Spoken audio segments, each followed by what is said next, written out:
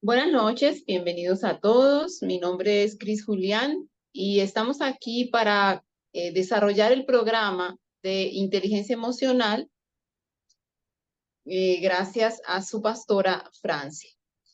La idea es aprender, es entender, es compartir y conocer. Así que en esta noche comenzamos la primera sesión con Aquiles Julián, quien va a enseñarnos de su mucha sabiduría todo lo que es el inicio de esto que es la inteligencia emocional.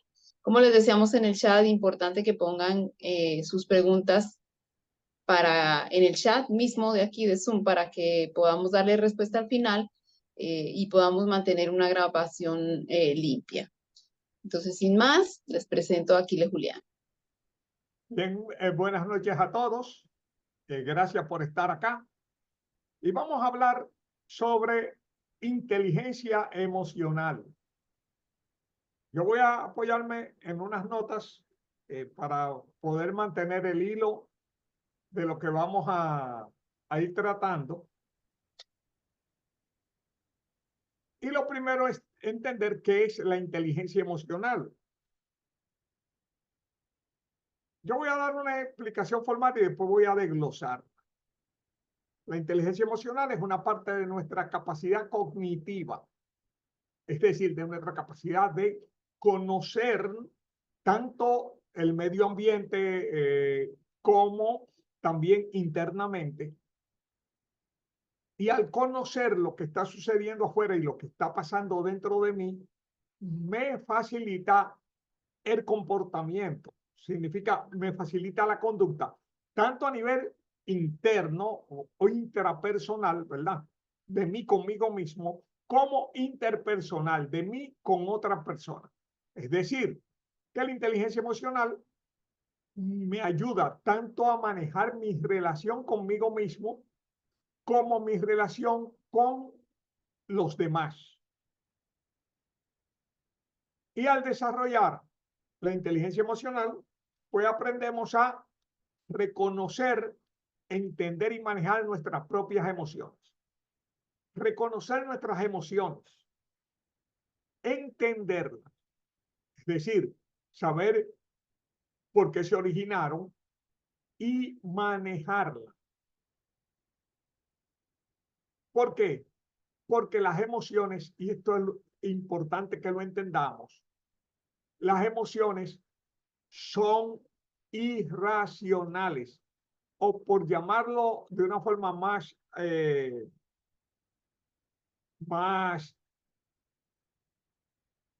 diplomática, prerracionales.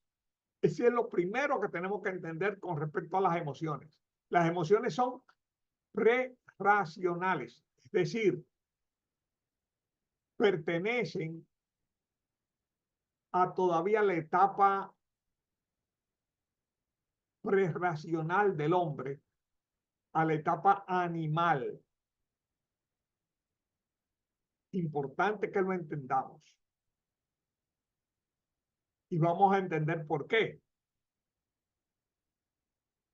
Y, lógicamente, reconocer, entender e influir en las emociones de los demás. Fíjense, yo puedo manejar mis emociones, pero no puedo manejar las emociones de otros. Ahora, puedo influir en ellas. Entonces, aquí viene lo que podríamos explicar sobre el por qué las emociones son prerracionales. En el desarrollo del cerebro, el cerebro fue desarrollándose por etapas. Si nosotros tomamos la Biblia, en el Génesis, se habla de que primero se crearon los peces. O sea, cuando se separaron las aguas, etcétera, se crean los peces. Luego se crean los animales y por último se crea el hombre. Es el desarrollo de los seres vivos según el Génesis. Tanto los peces como los animales, como el hombre, tenemos cerebros, pero son cerebros que tienen un desarrollo a distintos niveles. Así que hay un cerebro que es prácticamente el cerebro que tienen los peces, que tienen las iguanas, que tienen los vertebrados, que normalmente se le llama el cerebro reptiliano, que es básicamente el tallo cerebral y el bulbo cerebral. Muy elemental y es un cerebro de supervivencia. Así que la función de ese cerebro es mantener a ese animal vivo. Todos tenemos ese cerebro reptiliano. Luego, en el desarrollo de las especies, hay un segundo cerebro que surge, que es el cerebro mamífero. Ese cerebro mamífero es un cerebro donde está el hipocampo, donde están la amígdala, donde están las estructuras emocionales. Y es el cerebro también donde se empieza a generar la memoria de largo plazo. El cerebro primitivo, el cerebro reptiliano, es un cerebro básicamente reactivo, básicamente que establece patrones y es un cerebro sin emociones. El cerebro siguiente, el cerebro límbico, es el cerebro emocional, que es esa estructura que se monta sobre el cerebro reptiliano y que es propio de los mamíferos. Por eso se le llama cerebro mamífero o límbico. Y es típico de todos los animales mamíferos. Así que es un cerebro que lo tiene la ballena, que lo tiene la vaca, que lo tiene el perro, que lo tiene el caballo, y también lo tenemos nosotros, porque también somos animales mamíferos, desde ese punto de vista, ¿verdad? Desde el punto de vista de seres vivos. Ahora, hay un nivel que lo desarrolla animales más superiores y que también lo tenemos los hombres, que es el animal superior de todos, que es el neocórtex. Neo, de nuevo, y cortes de corteza cerebral, ¿verdad? Nosotros desarrollamos una estructura sobre el límbico y esa estructura que desarrollamos es la parte racional. Las otras especies no tienen el desarrollo básico de la parte racional. Actúan emocionalmente, actúan impulsivamente. Entonces, los seres humanos, a través de todo el desarrollo, seres humanos y seres vivos, hemos aprendido a desarrollar patrones emocionales. Los patrones emocionales se dividen en dos grandes grupos. En dos grandes grupos. Las emociones agradables y las emociones desagradables. Las emociones agradables son emociones que nos generan placer, la felicidad, la alegría, la satisfacción. Todo eso son emociones agradables. Pero también están las emociones desagradables. La ira, el miedo, el aburrimiento, el asco. emociones desagradables. La sensación de peligro. El ser humano, tanto para las emociones agradables como para las emociones desagradables, desarrolló determinado tipo de respuestas automáticas. Es decir, que cuando nosotros sentimos que estamos, por ejemplo, en una situación de peligro, nuestro cuerpo establece un patrón de respuesta sin nosotros tener que pensar. Para decirlo de esta manera, si ahora mismo ocurriera, Dios nos libre, ¿verdad? Ocurriera un temblor de tierra, cada uno de nosotros reaccionaría de acuerdo a un patrón que tiene para mantenerse vivo. Nosotros no pensaríamos para actuar. Y ahora mismo hay un chispazo eléctrico, ¿verdad?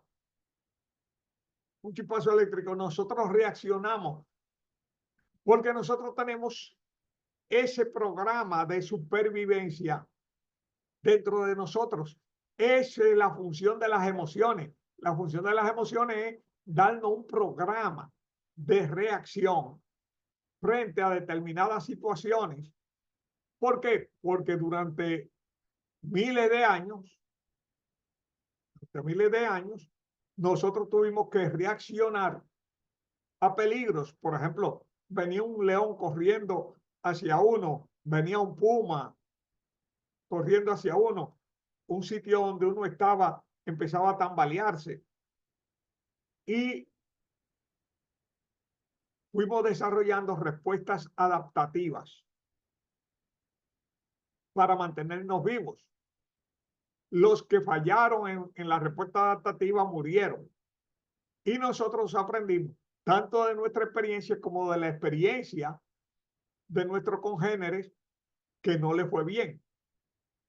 Y empezamos a desarrollar respuestas que son las respuestas emocionales, porque la emoción básicamente es energía para actuar. Es decir, cada vez que nosotros experimentamos una emoción, experimentamos un disparo de energía. Se activan determinados neurotransmisores de energía y esas energías es para que uno haga algo. Entonces, cuando yo reconozco qué emoción, ¿verdad? Estoy experimentando. Oye, me estoy sintiendo molesto. Ahora, uno se siente molesto cuando uno siente que ha sido traicionado, que ha sido abusado, que ha sido maltratado, que algo no se está comportando de la forma en que debiera comportarse. Entonces, la reacción es de molestia.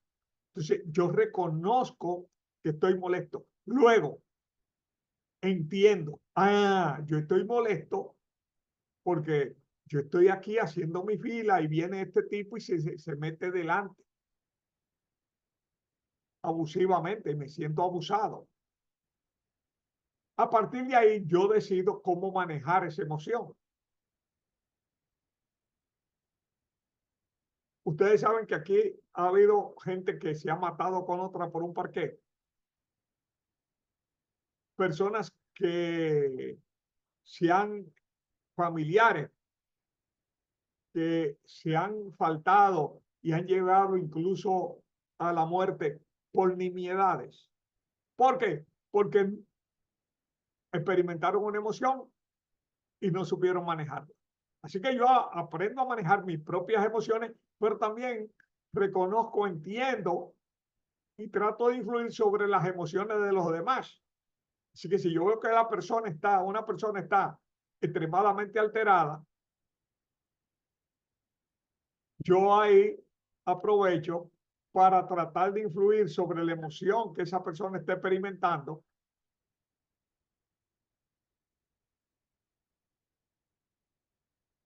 y evitar que esa emoción salga de control y pueda lastimarse esa persona o lastimar a otro.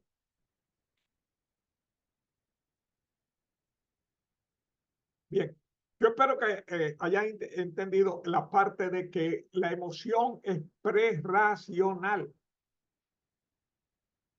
Los animales experimentan emociones, los animales mamíferos. Los animales no mamíferos, por ejemplo, una iguana, un pájaro, una culebra, eh, eh, un ave, un pollo, no experimentan emociones porque no tienen desarrollado la parte límbica. Hay personas que se encariñan con ese tipo de animal, pero ese tipo de animal no se puede encariñar con ellos porque ese tipo de animal no tiene la estructura límbica del cerebro, que es la estructura que genera las emociones. Son simples animales que tienen una respuesta de supervivencia. Y para ese tipo de animal funciona dos cosas. Ver si evito que tú me comas y ver si puedo comerte a ti. Esa es la actitud de supervivencia, me explico. Evitar que tú me comas y ver si yo puedo ser quien te coma a ti. La actitud del nivel reptiliano del cerebro. Los animales mamíferos son los únicos que desarrollan respuestas emocionales. Así que un perro te puede querer, pero una iguana no. Y hay personas que proyectan sobre animales sus emociones y creen que el animal está sintiendo lo mismo, me explico. Así que ahí hablamos un poco de lo que era la definición de inteligencia emocional, que es la capacidad de reconocer y entender las emociones en uno mismo y en los demás. Y la capacidad de utilizar esa información, ese reconocimiento y ese entendimiento para gestionar mi comportamiento y mi relación con las demás personas. Para eso, yo debo recordar que toda emoción es prerracional. Le voy a poner una palabra tal vez más dura.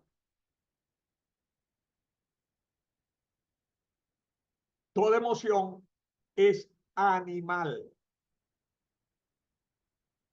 O sea, no es racional, no es lógica. Es una respuesta prerracional. Cuando yo estoy emocionado, yo no estoy actuando con mi inteligencia, estoy actuando, como nos dicen, con el corazón. Cuando el otro está emocionado, tampoco está actuando de forma inteligente, sino está actuando impulsivamente con su corazón.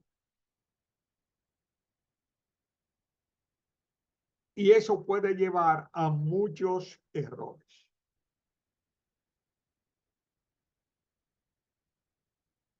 Así que nosotros tenemos ahí que permitir que aquí en esta área está el corazón, ¿verdad? Pero aquí en esta otra área está el neocórtex, o sea, la parte inteligente. Entonces, la parte inteligente es la que me permite reconocer y entender la emoción que yo estoy viviendo, pero de usar esa información para gestionar mi comportamiento e influir en el comportamiento de las personas que están a mi alrededor. Si yo veo una persona que está alterada, para decirlo de forma práctica, yo veo una persona que está alterada, lo primero es recordar esto. Las emociones son contagiosas. Es un elemento importante que lo entendamos. Las emociones son contagiosas. Es decir, podemos experimentar debido a unas neuronas que tenemos que se llaman las neuronas espejo en nuestro cerebro, experimentar la emoción que está experimentando otra persona. Ahora, esa persona le está experimentando por lo que le está pasando y nosotros le estamos experimentando porque estamos reflejando lo que ella está sintiendo, pero lo que le provocó la emoción a esa persona no nos lo está provocando a nosotros. Fíjense que nosotros podemos ver una película y llorar y angustiarnos. Y uno sabe que los actores de esa película son actores, que es una historia, que es una ficción, que no es verdad que eso está sucediendo. Sin embargo, nuestro cerebro es de tal manera que las neuronas espejo funcionan y nosotros nos emocionamos porque el actor aprende a crear una emoción porque él sabe que si él crea una emoción auténtica, las emociones son contagiosas y nosotros nos vamos a contagiar de su emoción. Pese a que nosotros sabemos que son actores, que es una historia, pero aún así lloramos, nos angustiamos, nos molestamos. Hay personas incluso que pelean con la pantalla del televisor y tratan de hablar con el actor. Pero mira, habla, dile, porque están tan metidos dentro de la historia y dentro de las emociones que su parte lógica, su parte racional se anula. Porque imagínate, le están hablando a una pantalla de televisión como que el otro puede oírlo o reaccionar. Entonces, cuando yo veo a una persona alterada, lo primero es que tengo que tratar, tengo que buscar que la emoción que esa persona está sintiendo no me contamine. Ella está molesta, no yo. Ahora, yo reconozco la emoción, está molesta. Puedo reconocer, puedo entender por qué está molesta. Está molesta porque, digamos, digamos que conmigo. Bueno, está molesta porque yo llegué tarde. Entonces yo entiendo, ¿verdad? Ahora, a partir de ahí, yo voy a gestionar mi comportamiento para tratar de influir en la respuesta de esa persona. Yo podría comportarme de una manera que le eche gasolina al fuego, y es lo que hacen la mayoría de las personas. Empeoran una situación. No controlan ni lo que dicen, ni controlan su comportamiento, y obtienen, o sea, le echan gasolina al fuego, provocan una respuesta más exagerada, más aguda, más violenta. O, por el contrario, puedo apaciguar. Apaciguar. Aquí entra la parte no emocional, sino inteligente. Entonces, a partir de mi parte inteligente, la pregunta es, ¿cómo yo quiero que la otra persona reaccione y qué yo quiero que suceda? Ahora, mi parte emocional, que está contaminada e influida por la molestia de la otra persona, me puede llevar, aparte de uno, ¿verdad? Ven acá, ¿y por qué me tiene que hablar así? ¿Y por qué tiene que ser? Y él no se recuerda cuando hizo tal cosa. La parte defensiva, hay una parte de uno que quiere echar el pleito, echar la pelea, dañar más la situación, y ahí viene la parte inteligente que dice, independientemente de lo que esa otra persona haya hecho antes, yo he fallado, ella tiene una razón por la que está molesta y lo que me conviene y lo que conviene es que eso se subsane. Y yo voy a ver cómo yo puedo apaciguar, calmar, ¿verdad? A la otra persona. Esa es la gestión del comportamiento. La gestión del comportamiento no es yo reaccionar según mis impulsos emocionales, sino permitir que mi cerebro, mi inteligencia, mis objetivos, mi propósito, influya tanto en mi comportamiento como en mi relación con la otra persona. Eso es importante. Así que yo reconozco, entiendo la emoción, tanto mía como en la otra persona, y a partir de ese entendimiento utilizo esa información para gestionar, es decir, dirigir mi comportamiento e influir en mi relación con la otra persona. Este gráfico es importante para ver nuestro desarrollo en la vida. Se llama el gráfico de la autosuficiencia y de la dependencia. Si ustedes ven, va del 0 a 13 años a 81 años o más.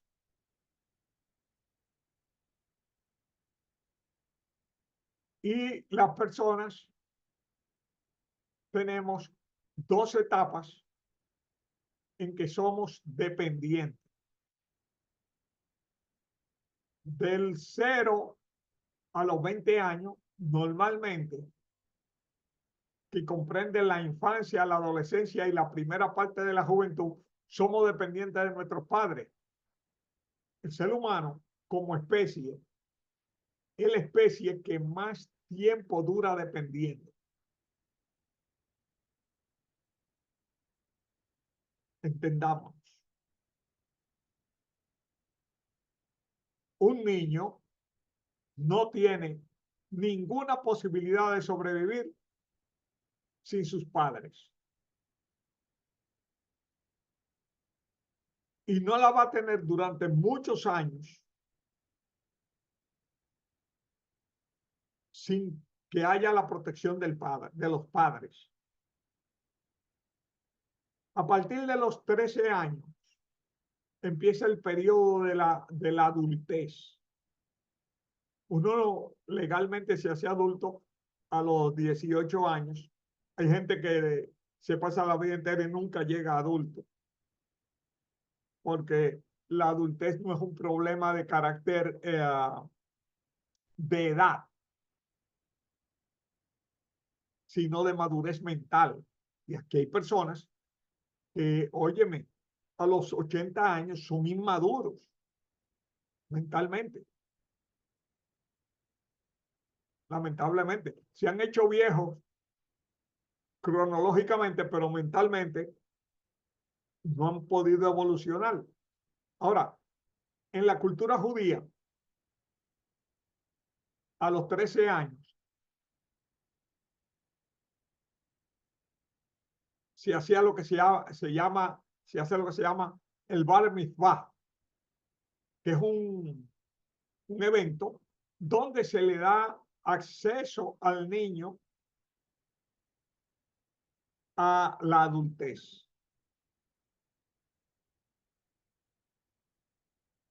Cuando empieza el desarrollo, 13, 14 años, empieza la adolescencia y al mismo tiempo ya empieza la capacidad de actuar de forma más independiente. Sin embargo, todavía somos dependientes. Luego, alrededor de los 20 años, empieza la juventud, la adultez y la madurez. Y eso va hasta los 60, 70, 75 años. Y ya en los 75 años en adelante, empieza la vejez. Y después llega la senectud. Y volvemos a ser dependientes. Ya no tenemos, o sea, hay un momento en que incluso a ti ya no te dan una licencia de conducir un vehículo. Tiene más restricciones. Y nosotros tenemos que estar viendo siempre en qué parte de la vida nosotros estamos, porque nunca se vive hacia atrás, sino hacia adelante. No importa, una persona puede tener 80 años y creer que su vida terminó, pero si él se va a morir a los 110, y hay gente que llega a los 110 y a los 120, le quedan 30 años de vida. Eso es toda una vida. ¿Ok?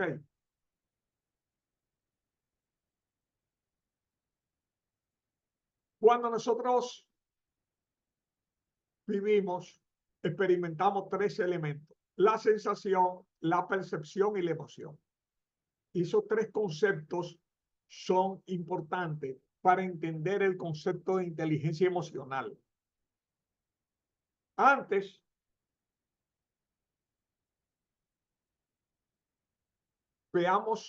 separemos un poco. Ya explicamos que la emoción era prerracional. Es decir, la emoción está en la estructura límbica o estructura mamífera que va montada sobre lo que se llama el cerebro primitivo o cerebro reptiliano, propio de los vertebrados, cerebro de pez. ¿Okay?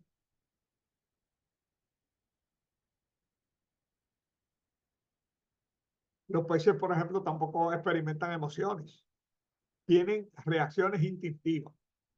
El pez, recuerda, tiene la misma reacción que tiene una lagartija. Evito que tú me comas e intento comer. ¿Ok? Son emociones básicas de supervivencia. Y por eso ese cerebro es un cerebro de supervivencia. Ahora, el cerebro emocional es un cerebro que desarrolla memoria y desarrolla emociones. Y las emociones pueden ser agradables, pueden ser desagradables. Es importante eso. Tenemos esos tipos de emociones. Luego, dentro de las agradables, hay también diferentes grados. Yo puedo estar, por ejemplo, algo puede ser simpático, que me provoque una sonrisa, cómico, que me provoque una risa, o súper cómico, que me provoque una carcajada, que yo me doble de la risa, que pierda hasta el equilibrio. ¿Ves? Son grados de el ser cómico y agradable. Pero son es del mismo tipo de emoción. ¿Okay? Inteligencia, es bueno que nosotros también lo definamos, porque hablamos de inteligencia emocional. Entonces, ¿qué es la inteligencia? Inteligencia es una palabra compuesta de intelligere y significa escoger entre opciones. Es decir, una persona inteligente es una persona que sabe seleccionar la mejor opción dentro de un repertorio de opciones. Todos tenemos opciones sobre las que podemos elegir. Lamentablemente hay personas que creen que solamente tienen una o dos opciones.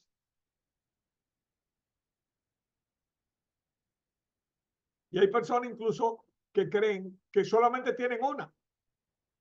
No, que yo tuve que hacerlo. No, no. Nadie tiene que hacer nada. Tú elegiste hacerlo. No, es que yo no podía hacer otra cosa. Claro, todos tenemos diferentes opciones. Y dentro de las diferentes opciones, seleccionamos la más conveniente, la que a nosotros nos gusta más. Pero no es que solamente hay una opción, hay varias.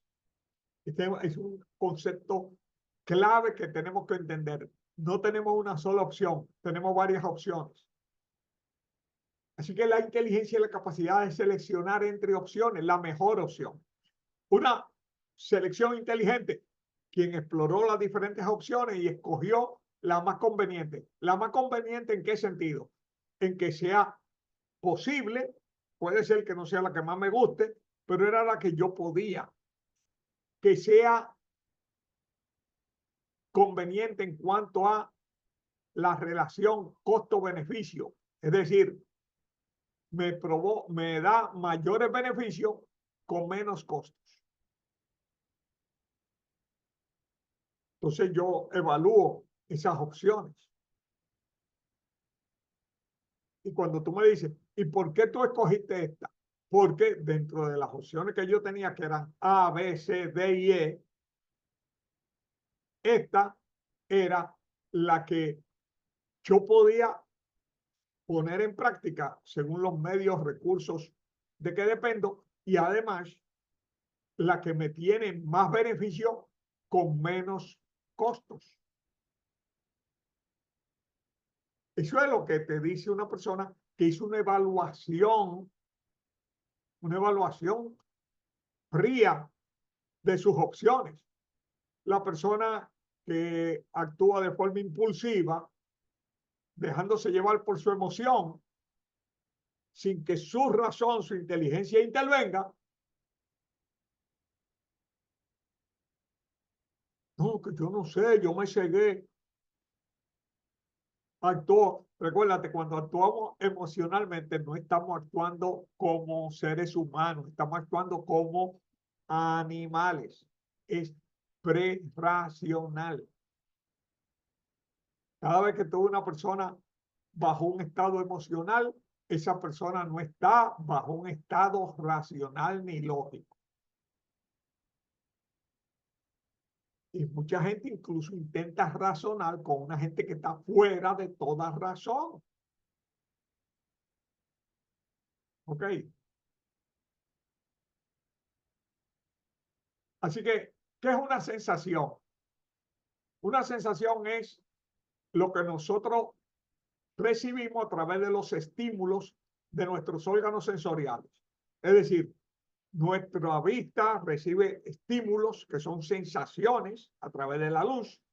Nuestra piel recibe estímulos que son sensaciones a través de todo el sistema nervioso, ¿verdad? Nuestra papila, nuestro gusto a través de las papilas, ¿verdad? Papilas gustativas en nuestra boca, recibe las sensaciones de sabor, agrio, dulce, salado, amargo.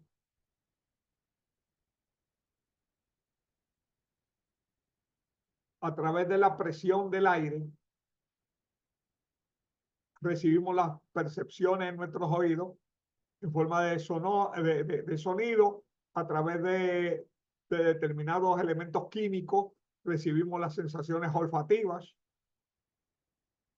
en nuestra nariz. O sea, tenemos receptores sensoriales de distintos tipos y esos estímulos, ok, llegan a nosotros, esas sensaciones, y nosotros la percibimos. Ahora, la percepción ya es una interpretación de la sensación. Así que yo recibo algo. Entonces tú dices, Hay como un animal muerto por aquí.